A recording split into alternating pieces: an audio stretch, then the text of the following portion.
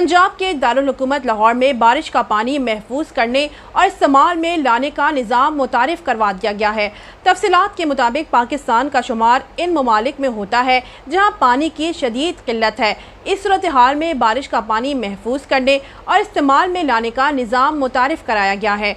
CBD Punjab की जानिब से रेन वायर हार्वेस्टिंग झील की तामीर की गई है। झील में 50 लाख गैलन तक पानी ज़ख़ीरा करने की सलाहियत मौजूद है।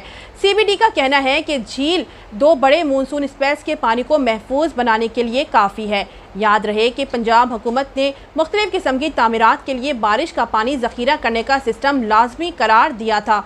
बारिश का पानी ज़ख़ीरा करना लाजमी करार दिया था और नोटिफिकेशन भी जारी कर दिया गया था।